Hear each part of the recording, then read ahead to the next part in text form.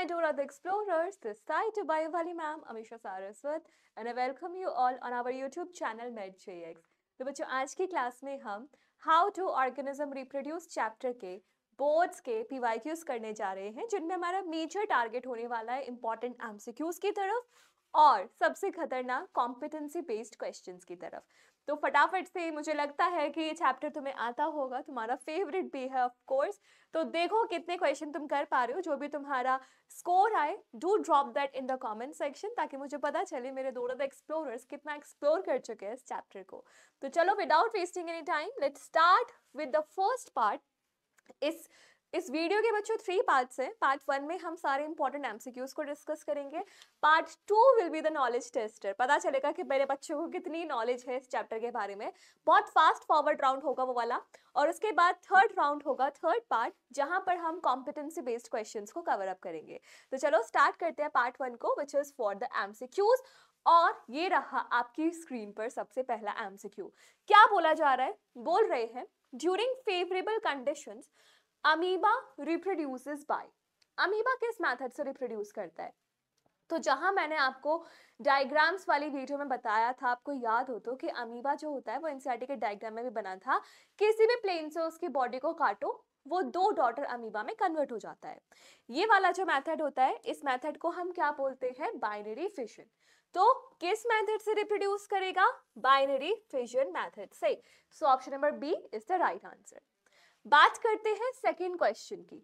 A feature of reproduction that is common to amoeba, yeast and spirogyra is.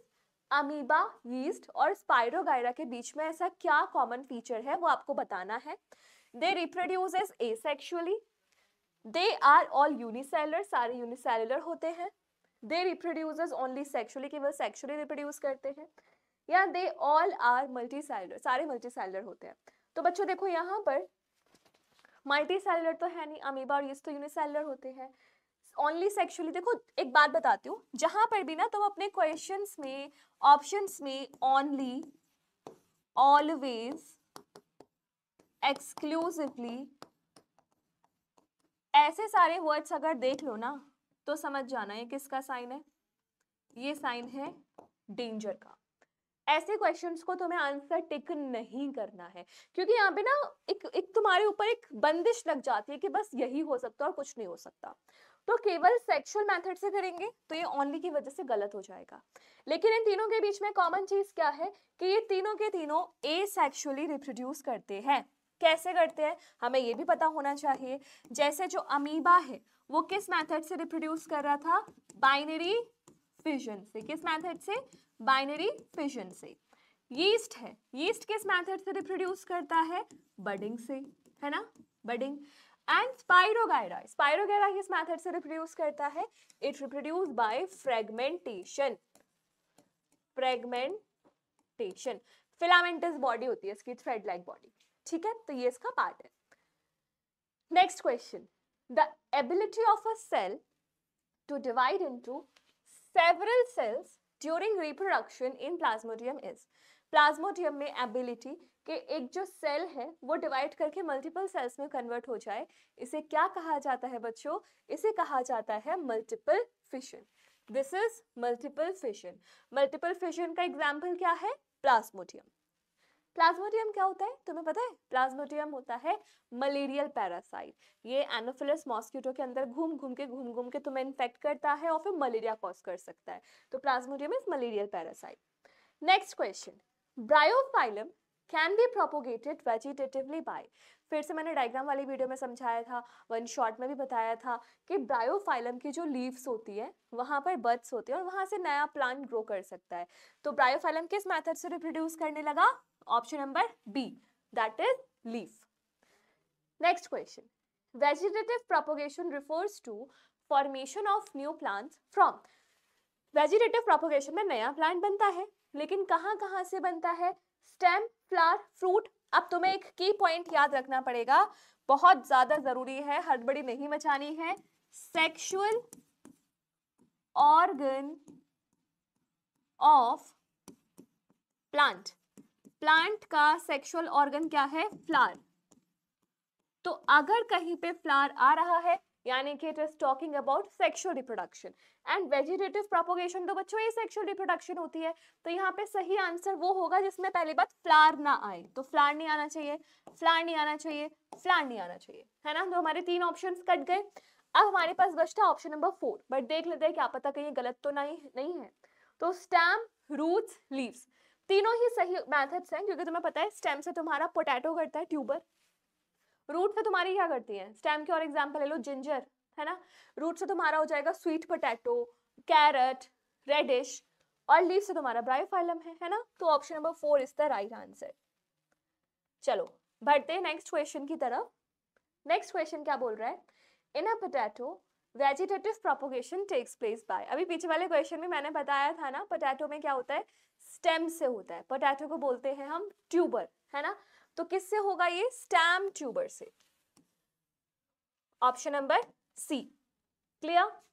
Next question, vegetatively propagated plants, जो plants vegetative propagation से बने होते हैं, they do not bear roots, they do not bear buds, they are genetically similar and they are genetically dissimilar. अब देखो एक बात सुनना, मेरी बात ध्यान से सुनना। एसेक्सुअल रिप्रोडक्शन में जो भी ऑर्गेनिज्म बनता है वो होता है जेनेटिकली सिमिलर, है ना। और इन्हें हम क्या बोलते हैं, क्लोन्स, ठीक है।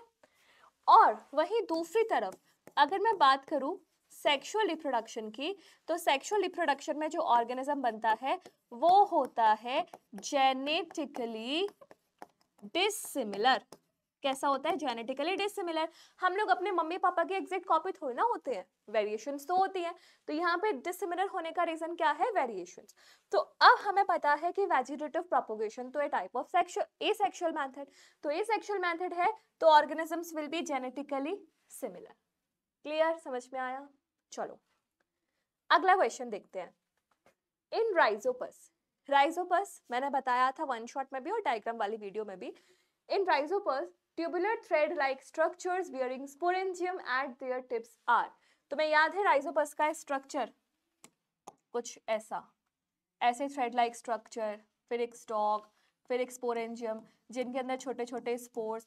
तो ये जो भी थ्रेड्स हैं इनको हम बोलते हैं hyphae. So what are hyphae, hyphae are the thread like structures of the fungus.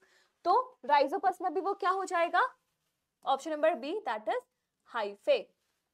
क्या हो जाएगा, हाइफे। क्लियर, समझ में आया। चलो अगला क्वेश्चन देखते हैं। स्पाइरोगाइरा रिप्रोड्यूस बाय, स्पाइरोगाइरा किस मेथड से रिप्रोड्यूस करता है। क्वेश्चन नंबर 2 इसी पे था ना, अमीबा, यीस्ट और स्पाइरोगाइरा के बारे में बताया गया था। तो वहां मैंने तुम्हें बताया था कि स्पाइरोगाइरा की जो बॉडी है वो ब्रेक कर जाती है मल्टीपल पार्ट्स में, और फिर वो मल्टीपल पार्ट्स न्यू ऑर्गेनिज्म में कन्वर्ट हो जाते हैं। इस मेथड को क्या हम रीजेनरेशन बोलते हैं, no this method is not regeneration, क्योंकि रीजेनरेशन इज एक्सीडेंटल। अगर तुमने काटा उसकी बॉडी को तो रीजेनरेट करेगी। ये क्या है, ये खुद से होता है, खुद की विलिंग नेचर पे बेस्ड है। So this method is called as fragmentation. क्या बोलते हैं इसको बच्चों, फ्रेगमेंटेशन। जितने फ्रेगमेंट्स में बॉडी स्प्लिट होगी उतने ही नए पार्ट्स ग्रो कर जाएंगे। Plants like banana, rose, jasmine, orange have lost the capacity to reproduce। देखो बच्चों, ये जो प्लांट्स हैं, बनाना है तुम्हारा, रोज है, जैस्मीन है, ऑरेंज है, आप इनको एसेक्सुअल मेथड से भी प्रोड्यूस कर सकते हो, वेजिटेटिव प्रोपगेशन, पार्थेनोकार्पिक मेथड्स। तो इन मेथड्स में आप जरूरी नहीं है कि आप सेक्सुअल रिप्रोडक्शन का प्रोडक्ट अचीव करो। क्या है सेक्सुअल रिप्रोडक्शन का product, that is your seed. तो हम इन प्लांट्स को सीडलेस भी प्रोड्यूस कर सकते हैं। So that's why option number A is the right answer. ठीक है, बढ़ते हैं नेक्स्ट क्वेश्चन में। रिपीटेड स्लाइड है यहाँ पे। Flower of hibiscus plant is, अगर आपको हिबिस्कस प्लांट का कॉमन नेम पता हो तो हिबिस्कस प्लांट को हम बोलते हैं चाइना रोज, है ना। और हिबिस्कस प्लांट में बच्चों ऐसा कुछ होता है, अगर तुम इसको बीच में से देखोगे ना तो यहाँ पे ऐसे लंबी सी एक स्टॉक होती है ऐसे, और यहाँ पे बहुत सारे ऐसे ऐसे निकले होते हैं, ऐसे ऐसे ऐसे। कभी देखना ध्यान से इस चाइना रोज के प्लांट को। तो तुम्हें बच्चों जो बीच वाला पार्ट है ना, ये तो है फीमेल पार्ट, ठीक है। और ये जो मल्टीपल ये पार्ट्स निकले होते हैं ये होते हैं स्टेमेन। तो जब भी किसी फ्लावर में मेल और फीमेल दोनों पार्ट्स होंगे तो उसे हम क्या बोलते हैं, bisexual flower. So that's why hibiscus कैसा फ्लावर हो जाएगा? बाइसेक्सुअल। क्लियर? चलो अगले क्वेश्चन की तरफ बढ़ते हैं। अगला क्वेश्चन क्या बोल रहा है, ध्यान से सुनना। The part of flower which is present in the centre of flower, flower का सबसे बीच वाला पोर्शन क्या कहलाता है? Is it your sepal? Sepal सबसे बाहर होता है। सेपल्स के बाद पेटल्स होते हैं, पेटल्स के बाद स्टेमन्स होते हैं, स्टेमन्स के बाद कार्पल।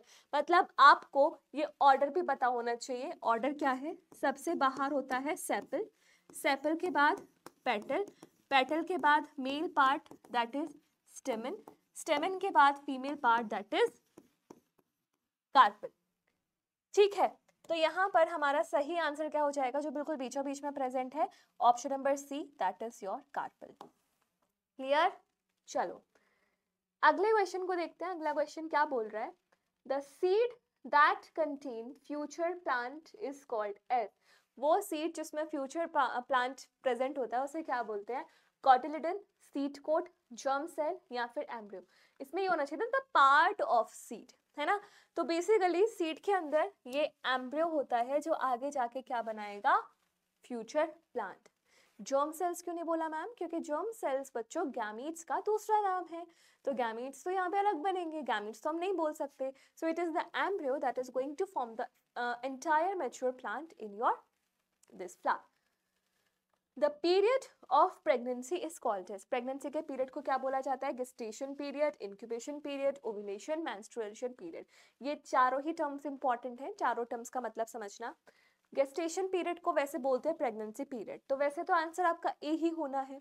लेकिन ये इंक्यूबेशन पीरियड का मतलब क्या है? मान लो हमारे अंदर कोई भी बैक्टीरिया या वायरस घुसा, अब ऐसा नहीं है घुसने के साथ ही वो तुम्हें बीमारी कॉज करेगा, सिम्टम आ जाएंगे।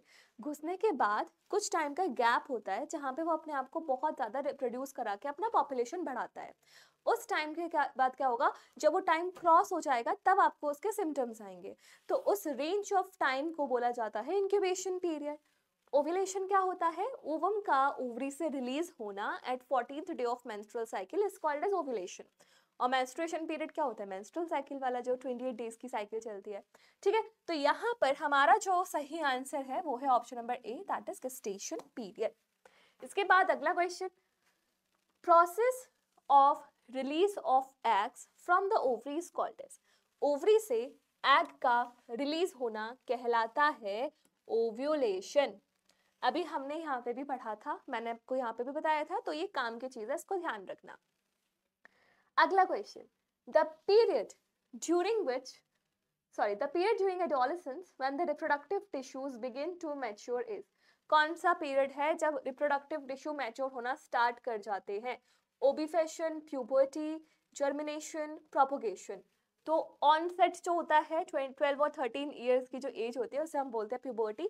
सो यहाँ पे सही आंसर क्या हो जाएगा हमारा? Option number B. अगला सवाल क्या बोल रहा है? In human beings the fertilization occurs in, इंसानों में फर्टिलाइजेशन किस जगह पे होती है?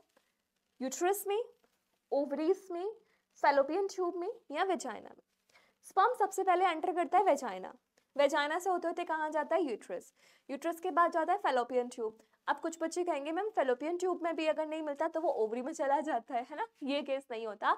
फैलोपियन ट्यूब उसका लास्ट डेस्टिनेशन है। अगर फैलोपियन ट्यूब में उसे ओवम नहीं मिलेगा तो हमारे बॉडी के WBCs उसको वहीं पे मार के खत्म कर देते हैं। It can not reach the ovary. ठीक है, तो फाइनली उसकी लास्ट डेस्टिनेशन ही हमारी फर्टिलाइजेशन की साइट होती है, यानी कि इंसानों में जो फर्टिलाइजेशन होता है वो होता है फैलोपियन ट्यूब्स में। क्लियर? समझ में आया? चलो अब नेक्स्ट क्वेश्चन देखते हैं। नेक्स्ट क्वेश्चन क्या बोल रहा है, ध्यान से समझना। Along the path of vast difference, secretion of which gland provides nutrition to sperms? मैंने तुम्हें बताया था अगर स्पर्म एक छोटा बच्चा है तो उसकी दादी माँ कौन है? Seminal vesicle. क्योंकि स्पर्म इतने लंबे रास्ते पे जा रहा है तो दादी को चिंता होती है कि बच्चा कुछ खाया कि नहीं खाया, भूखा तो नहीं रहेगा, तो उसको बहुत सारा खाना पैक करके भेजती है। तो वो खाना पैक यानी कि न्यूट्रिशन का काम फिर किस ग्लैंड का हो जाएगा बच्चों? सेमिनल वेसिकल्स का। प्रोस्टेट ग्लैंड क्या करती है? प्रोस्टेट ग्लैंड उसको मोटिवेट करती है, यानी कि उसकी मोटिलिटी को इनहांस करती है। ठीक है, which among the following disease is not sexually transmitted? Intercourse के टाइम पे कुछ जो डिसीजेस ट्रांसमिट हो जाती हैं पार्टनर्स में उनको बोलते हैं सेक्सुअली ट्रांसमिटेड डिसीज, और जो नहीं होती हैं, जो नॉर्मल इन्फेक्शन से होते हैं, उनको बोलते हैं नॉन सेक्सुअली ट्रांसमिटेड डिसीज। तो यहाँ पे पूछ रहा है नॉट, जो इनमें से सेक्सुअली ट्रांसमिटेड डिसीज नहीं है। Syphilis, hepatitis, HIV AIDS and gonorrhoea. यहाँ पे तो ऑलमोस्ट सारी ही हैं, लेकिन यहाँ पे सही आंसर जाएगा HIV एड्स। मैम क्यों? एड्स तो हम सुनते हैं कि इंटरकोर्स की वजह से होता है। क्यों? क्योंकि AIDS can spread by other reasons too. बाकी तीन तो केवल और केवल इंटरकोर्स से ही फैलेंगे, लेकिन जो एड्स है वो बाकी रीजन से फैल सकता है। मान लो कोई ड्रग एडिक्ट है, किसी इन्फेक्शियस निडल का आपने इंजेक्शन ले लिया, मम्मी अफेक्टेड है तो बच्चे में आ गया, तो अलग अलग रीजन की वजह से हो सकता है। लेकिन बाकी तीनों बीमारियां जो होती है they are entirely related to your intercourse. Next question. The embryo in humans get nutrition from mother's blood with the help of special tissue. उस special tissue का नाम क्या है? Is it placenta? Is it villi? Is it uterus? Is it worm? Worm क्या होता है ma'am? Worm uterus का ही दूसरा नाम होता है, ठीक है। तो यहाँ पे तुम्हें लगेगा एक बार को विलाई, तो विलाई बच्चों हमारी स्मॉल इंटेस्टाइन में होती है, तो वो तो हमारी खुद का फूड एब्जॉर्प्शन कराएंगी। ये तो पूछ रहा है मम्मी की बॉडी से कैसे लोगे, तो मम्मी की बॉडी से कैसे लिया जाता है? By the help of placenta, ठीक है। तो ये थे बच्चों कुछ इंपॉर्टेंट MCQs क्वेश्चन आपके CBSE बोर्ड PYQ पे बेस्ड। अब बारी आती है हमारे सेकंड पार्ट की। सेकंड पार्ट में आपको एक टाइमर सेट कर दिया जाएगा और कोई ऑप्शन नहीं होंगे, आपको बताना है उसका सही आंसर क्या होगा। तो फटाफट से स्टार्ट करते हैं हमारा part B, that is knowledge test part. यहाँ पर आपके पास है 7 क्वेश्चन। आपको कमेंट सेक्शन में मुझे बताना है कि 7 में से आपका स्कोर कितना रहा है, ठीक है। और इस काम को करने के लिए आपको मिलेंगे कितने सेकंड्स? 60 सेकंड्स। तो चलो आपका मैं टाइमर शुरू कर रही हूं, अब स्टार्ट करो क्वेश्चंस के आंसर। सोचो क्या होगा आंसर, सोचो सोचो सोचो।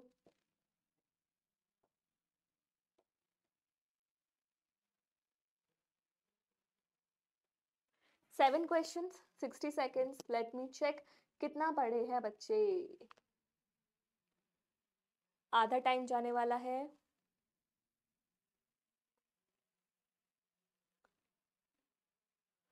हाफ टाइम जा चुका।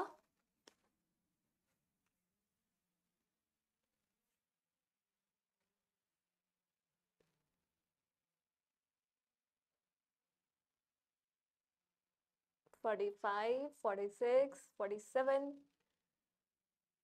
कमेंट सेक्शन में मुझे सारे आंसर्स चाहिए बेटा, सब पता चल जाएगा मुझे कितना आता है। 55, 56, 57, 58, 59 और टाइम अप। चलो आप देखते हैं इनके क्या सही आंसर है और आप लोगों के कितने मार्क्स आए हैं, ठीक है। चलो स्टार्ट करते हैं। सबसे पहले the process of reproduction involving only one cell और वन पेरेंट। यूनिपेरेंटल रिप्रोडक्शन को हम क्या बोलते हैं? एसेक्सुअल रिप्रोडक्शन, ठीक है। It is a duct coming from urinary bladder which carries sperm. Urinary bladder से तो एक ही डक्ट आती है और उस डक्ट का नाम क्या है? Urethra. Clear? Process of fertilization takes place in, अभी पीछे भी पढ़ा था, क्या नाम है? Fallopian tube. Next question, dash is the ability of organism to replace its lost part. अगर लॉस्ट पार्ट को रिप्लेस कर रहे हो तो इसे कहा जाता है रीजेनरेशन। क्या कहा जाता है? Regeneration. Next question, dash is called the production of new plants from stems, root और लीव्स। इसे क्या कहा जाता है? Vegetative propagation. This is your vegetative propagation, ठीक है। अगला सवाल, dash is the term used to refer to the commencement of menstruation and puberty. जब सबसे पहली बार मेंस्ट्रुएशन होती है उसे कहा जाता है मीनार्क।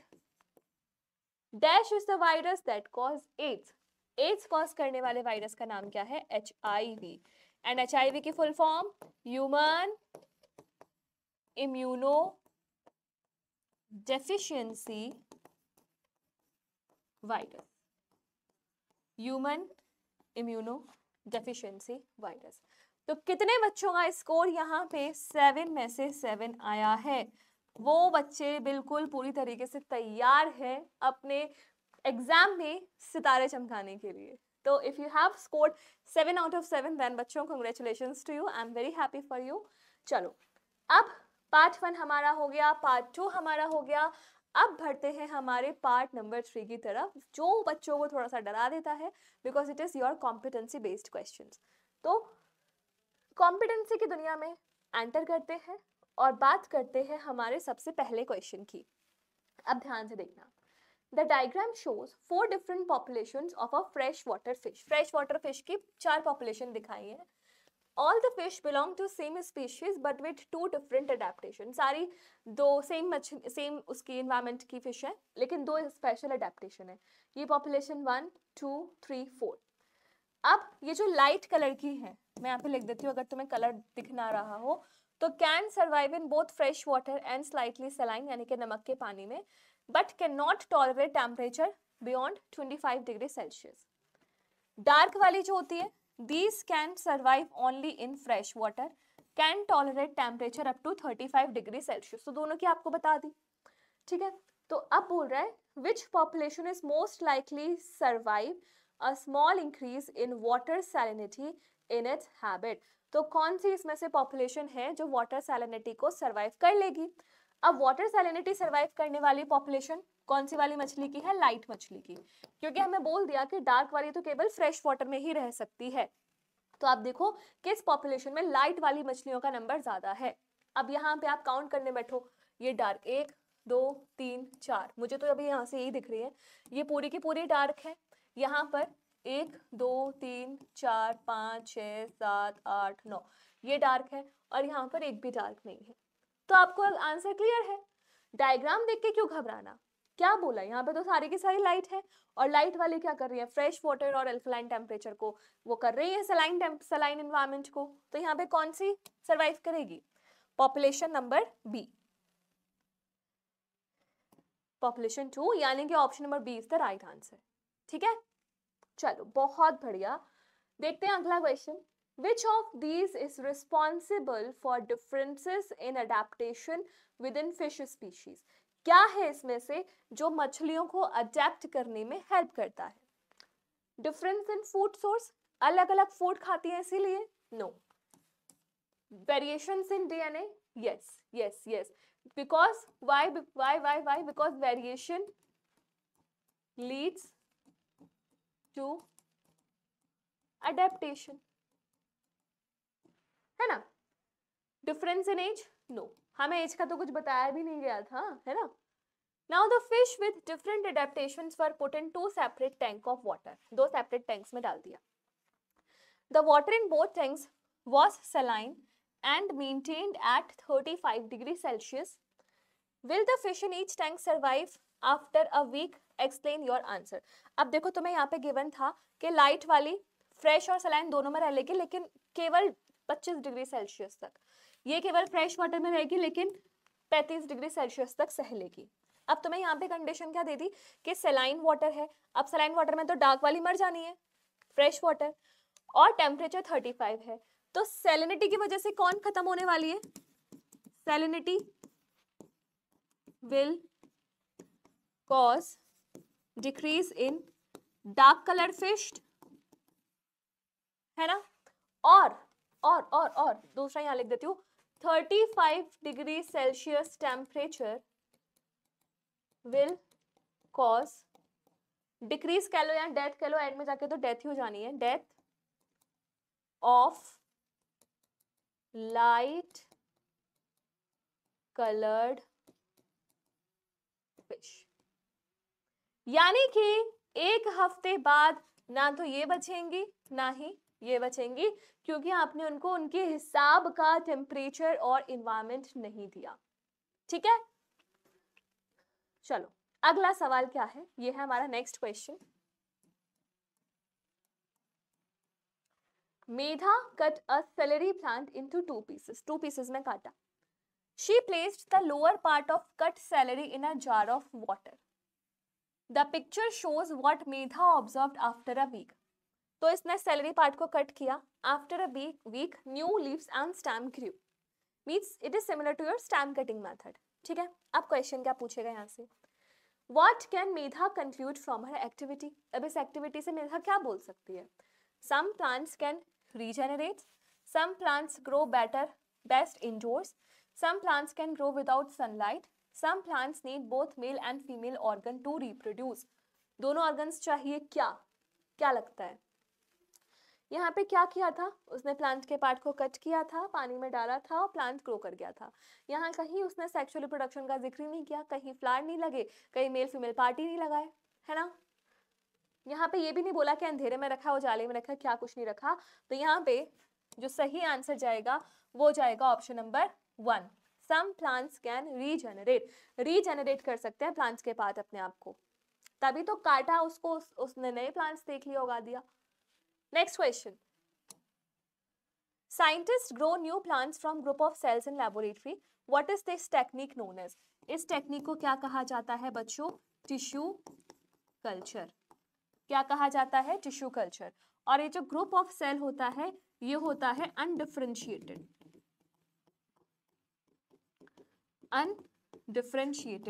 और इसे हम क्या नाम देते हैं, कैलस।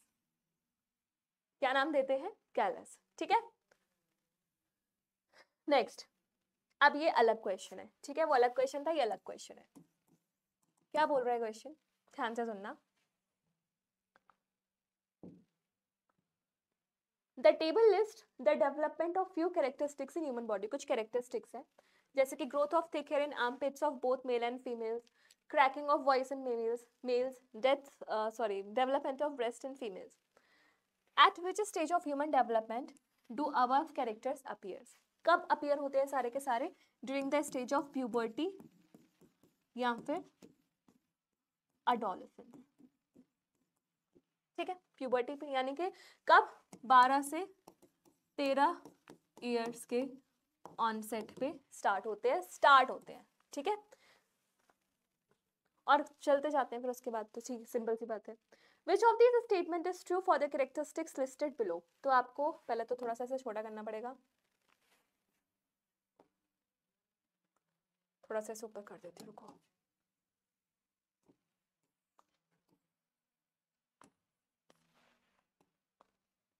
इधर ध्यान दो, अब क्या बोला जा रहा है। The characteristics generally develop earlier in girls than the boys. ऐसा कुछ है क्या, कहीं नहीं, ऐसा तो कुछ भी नहीं है। Characteristics develops over a span of few years, कुछ ईयर के बाद आते हैं, सही बात है। Characteristics last for a short time, गलत बात है। एक बार आ गए तो आगे जिंदगी भर रहेंगे। अगला सवाल, diagram shows reproductive system of human female 1 2 3 4 are the 4 different parts of the system. पहले आपको पता होना चाहिए पार्ट्स के नाम क्या है। तो यहाँ पर ये वाला पार्ट क्या है, वेजाइना, फोर्थ। थर्ड ऑप्शन क्या है हमारा, यूट्रस। सेकेंड ऑप्शन क्या है हमारा, ओवरी। एंड फर्स्ट ऑप्शन क्या है हमारा, ओविडक्ट। ठीक है, इतना है। Fertilisation is the union of sperm with the mature egg, ये हमें पता है। In which part of the female reproductive system does the fertilisation takes place. किस पार्ट में फर्टिलाइजेशन होती है, तो it occurs in the oviduct. और ओविडक्ट क्या है यहाँ पे, ऑप्शन नंबर ए, यानी कि फर्स्ट पार्ट ओविडक्ट में। ठीक है, what is the number of sperms that fertilises one egg. क्या बात की है, देखो ऐसा होता है, एक बार जो स्पर्म मतलब इजैकुलेशन होता है ना मेल्स में, तो उसमें लगभग होते हैं 200 to 300 मिलियन स्पर्म्स। इतने स्पर्म्स की रेस होती है, इतने स्पर्म्स की। लेकिन फाइनली जो एक एग को फर्टिलाइज करता है वो होता है 1 स्पर्म, क्योंकि हमारा जो ओवम है बाकी स्पर्म की एंट्री को इनहिबिट कर देता है, उसके पास ऐसी शक्ति होती है, जादुई कवच होता है। ठीक है, Which of the following disease is caused by sexually transmittable bacteria? Bacteria से होने वाली sexually transmitted disease. What? Cholera, influenza, gonorrhea. ठीक है, तो यहाँ पर तुम्हारी कॉलेरा, इन्फ्लुएंजा दोनों भले ही बैक्टीरियल हैं, बट वो किसी को भी हो सकती है। बट यहाँ पे जो फोर्थ ऑप्शन है दैट इज गोनोरिया, ये एक सेक्सुअली ट्रांसमिटेड डिसीज है जो किससे होती है? बैक्टीरिया से। So option number 4 is the right answer. समझ में आया? चलो अगला क्वेश्चन, ध्यान से समझना। 2 statements are given, labelled as assertion and reason. आपको सही बताना है। Oral contraceptive pills and copper T do not prevent sexually transmitted diseases. सही बात है, क्योंकि सेक्सुअली ट्रांसमिटेड डिसीजेस कब होते हैं? जब फ्लूइड कांटेक्ट में आते हैं, और फ्लूइड कांटेक्ट को केवल एक ही मेथड रोक सकता है, that is barrier method. Reason? Because लगाओ, अपने मन से लगाओ। Because sexually transmitted disease are transmitted by contact with the mucous membrane of infected organs. बताओ सही बात है? बिल्कुल सही बात है। So assertion is true and correct explanation. Next, diagram below represents male human reproductive system, हमें पता है। अब यहाँ पे identify the part which is responsible for the secretion of testosterone. Testosterone बनाने का काम करता है S, टेस्टिस।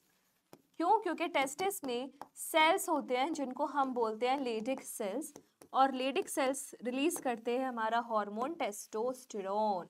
सो यहाँ सही आंसर क्या जाएगा? Option number 4, that is S.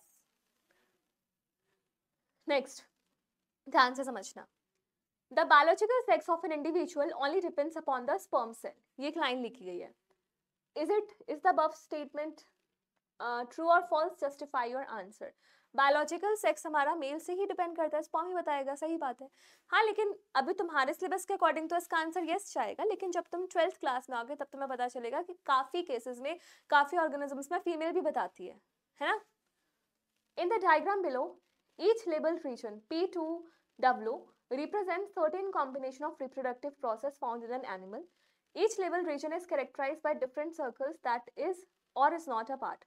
मतलब जैसे internal fertilization, embryo develops inside mother body, embryo gets nourishment direct from the mother's body. तो यहाँ पर P, S, R, Q इन सब में internal fertilization क्वेश्चन क्या पूछा है? Name any one animal whose mode of reproduction is represented by region P. P. P में क्या है? Internal fertilization है, embryo develops inside mother body and embryo gets nourishment directly from the mother's body. अब देखो ध्यान देना, ये P वाला जो सर्कल है, ये P वाला जो सर्कल है, इस सर्कल का इतना पोर्शन इस वाले सर्कल में आ रहा है, इस सर्कल का इतना पोर्शन इस वाले सर्कल में आ रहा है। यानी कि P ऑर्गेनिज्म ऐसा है जिसमें इंटरनल फर्टिलाइजेशन होती है, जिसमें बच्चा मदर की बॉडी से अटैच्ड होता है, उनकी बॉडी के अंदर बनता है, और जहाँ पे नरिशमेंट उसको मदर की बॉडी से मिल जाता है। तीनों चीजें होती है। तो ऐसे ऑर्गेनिज्म का अगर आपको एग्जाम्पल लिखना है तो हमसे बड़ा कौन? इंसान, ह्यूमंस में ये तीनों ही चीजें होती हैं, इंटरनल फर्टिलाइजेशन, मदर की बॉडी के साथ अंदर डेवलपमेंट, और मदर की बॉडी से direct nourishment with the help of placenta. है ना, सिंपल है। फालतू का वेन डायग्राम बना के तुम्हें डरा दिया है ना, तो डरना नहीं है तुम्हें। अगला सवाल, इन विट्रो फर्टिलाइजेशन, जहाँ पे बच्चे को बाहर बनाया जाता है बॉडी के, is a process of fusing a human egg and sperm outside a woman's body in lab. After fertilization, the zygote is allowed to develop into embryo for 2 to 6 days. Embryo is then implanted in the woman uterus where it develops. देखो simple सी बात है, तुम पूरा का पूरा बच्चा, 9 महीने का जो बच्चा तुम मम्मी के बॉडी के अंदर डेवलप करते हो, उसको तुम बॉडी के बाहर डेवलप नहीं कर सकते हो। तो इन विट्रो फर्टिलाइजेशन में से 2 से 6 दिन तक ग्रो कराया जाता है। फर्टिलाइजेशन के बाद फिर मदर की बॉडी में वापस डाल देते हैं, क्योंकि आगे की डेवलपमेंट तो मम्मी कराएंगी। So which labelled region in diagram best represents reproduction by in vitro fertilisation? मतलब बॉडी के बाहर अगर फर्टिलाइजेशन हो रही है तो उसको कौन सा पार्ट रिप्रेजेंट कर रहा है? कौन सा कर रहा है? जो पी से बाहर है, यानी कि टी, नहीं सॉरी, डब्लू बाहर है। जब बॉडी के बाहर ही फर्टिलाइजेशन है तो उसका डेवलपमेंट भी बाहर होना है। ठीक है, ये हो गया। Bindu wants to produce a hybrid variety of tomatoes. She has tomato plant X and Y belonging to 2 different varieties, one with smooth long fruits, another with wrinkle and round fruits. ये बनाना चाहा। Tomatoes have bisexual flower. Bindu carried out following steps carefully to cross-pollinate the flower of plant X and Y. उसने क्या क्या काम किया वो भी ध्यान दो। She removes a part of flower of tomato plant X just before the flower bloom. उसने एक पार्ट को हटा दिया she manually pollinate the flower of tomato of plant x using pollen from flower of, मतलब देखो simple सी बात है, उसने क्या किया मैं तुम्हें बताती हूँ। देखो बिंदु ने 2 फ्लावर लिए,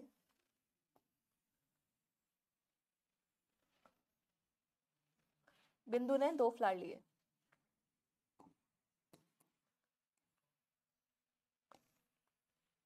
ऐसे, ठीक है।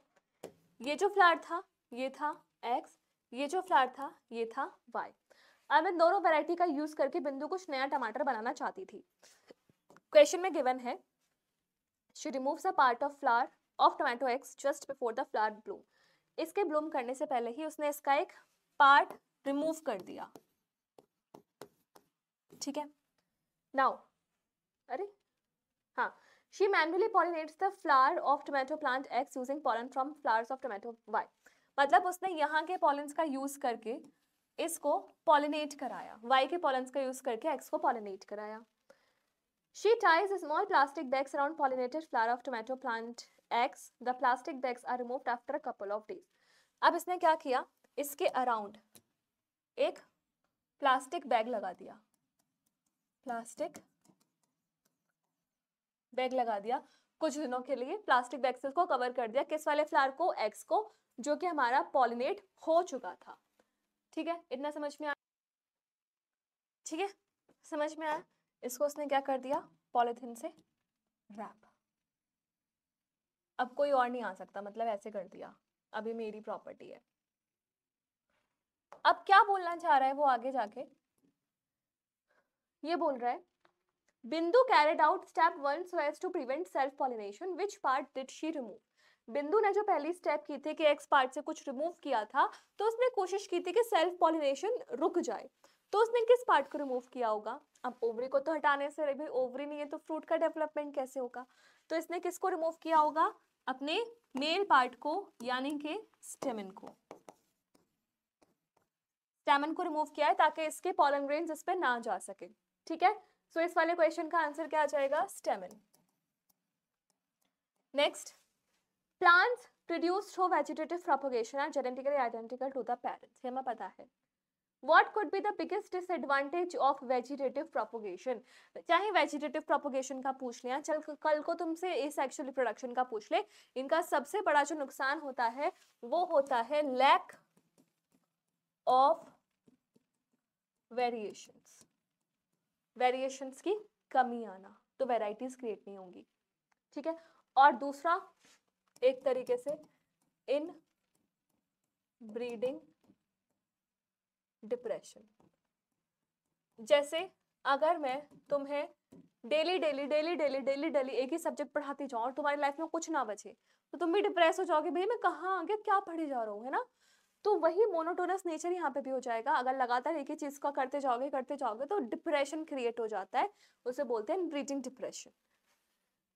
नेक्स्ट क्वेश्चन क्या बोल रहा है, a farmer bought some strawberries and like the taste, he decided to grow his own strawberries that should have the same taste, same taste की स्ट्रॉबेरी ग्रो करना चाहता था।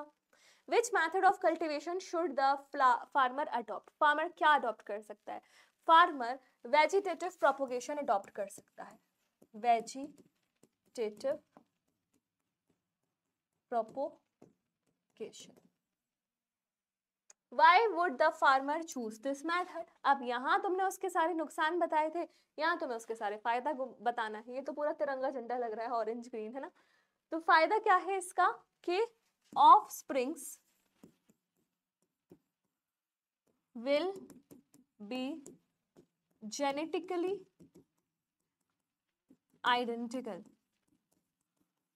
with each other as well as to the parent body। Genetically identical है तो same type का test आ जाएगा, simple सी बात है, बात ही खत्म। What could be the two most likely reason for unicellular organisms to reproduce only through asexual reproduction? क्या reason हो सकता है, बताओ।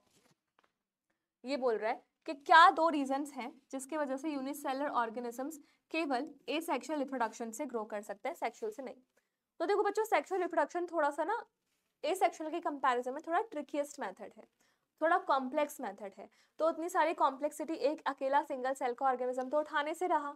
इनका लेवल ऑफ ऑर्गेनाइजेशन इतना सिंपल है कि फटाफट से 2 पार्ट टूटने में वहां पे गैमीट बनते हैं, यहाँ पे ऑर्गेनिज्म बन जा रहा है ना। तो इस वजह से क्या होगा, यहाँ पे हमारी सेक्सुअल रिप्रोडक्शन करी जाती है, सेक्सुअल रिप्रोडक्शन नहीं करी जाती। एनर्जी भी तो इतनी लगती है, वो एनर्जी एक सिंगल सेल कहाँ से उठा लेगा, नहीं हो पाएगा। Next question, this is the last question, ध्यान से पढ़ना। Planarians can regenerate lost body parts due to presence of specialized cells called neoblast. ये हमने कभी नहीं सुना मैम, कोई बात नहीं, कॉम्पिटेंसी बेस्ड क्वेश्चन है, कुछ नॉलेज वो खुद से देंगे। These specialized cells multiply and make a large mass of cells from which different cell undergoes changes to become different types of cells and tissues. Planaria के तुमने जहां से काटा वहां से ग्रुप ऑफ सेल बनेगा जिनको हमने बोल दिया नियोब्लास्ट सेल्स। अब वहां के कुछ सेल्स कुछ और टिश्यू बनाएंगे, कुछ सेल कुछ और टिश्यू बनाएंगे, मतलब मिल बांट के पूरा प्लानेरिया तैयार करेंगे। In plants, in which type of tissues are the cells that have a function similar to neoblast found? कौन से टिश्यूज होते हैं जहाँ पे नियोब्लास्ट जैसा फंक्शन होता है? और दूसरा पूछ रहा है, how do characteristics of planaria formed by regeneration compare with the characteristics of how do the characteristics of a planarian formed by regeneration compare with the characteristics of original planarian? Justify your answer. तो ये 2 question पूछे गए हैं बच्चों। पहला क्या बोल रहा है, प्लांट्स में which type of tissue are the cells that have a function similar to neoblast found? क्या होते हैं वो? मैरिस्टेमेटिक टिश्यूज, है ना। मैरिस्टेमेटिक टिश्यूज होते हैं जो आप उनका डिवाइड कर सकते हो, और जब वो प्रॉपर डिफरेंशिएट हो जाते हैं तो वहां पे चला जाता है अपना वो करने के, जैसे हम टिश्यू कल्चर में बनाते थे वही सारी चीजें हैं। और ऐसे पूछ रहे, how do characteristics of planarian form by regeneration compare with the characteristics of original planarian? जो प्लानेरिया रीजनरेशन के बाद बनेगा वो ओरिजिनल प्लानेरिया जैसा ही होगा, हूबहू होगा। क्यों? क्योंकि ये एसेक्सुअल मेथड है, यहाँ पे आपने कहीं पे गैमीट नहीं बनाया, कहीं पे कोई फ्यूजन नहीं कराया, कहीं पे कुछ भी नहीं हुआ, तो कोई वेरिएशन नहीं आएंगी, वेरिएशन नहीं आएंगी तो आइडेंटिकल होंगे, सेम कैरेक्टरिस्टिक फीचर्स होंगे, ठीक है, क्योंकि उसने क्या करी है, एसेक्सुअल रिप्रोडक्शन। समझ में आया? तो इस वजह से यहाँ पे क्या होगा, कोई भी वेरिएशंस क्रिएट नहीं होंगी इन केस ऑफ प्लानेरिया। तो ये था आपका लास्ट क्वेश्चन। हमने पूरा का पूरा अपने important MCQs of your board as well as competency based questions को कवर अप कर लिया है। इस पूरे सेशन में आपके जो भी मार्क्स आए हैं please drop down in the comment section, ताकि मुझे पता चल जाए कि मेरे डोरा द एक्सप्लोरर्स कितने तैयार हैं अपने सीबीएसई बोर्ड एग्जाम्स के लिए। तो चलो बच्चों, all the best for your exam, मिलते हैं अगले सेशन में, तब तक bye bye, take care, all the best.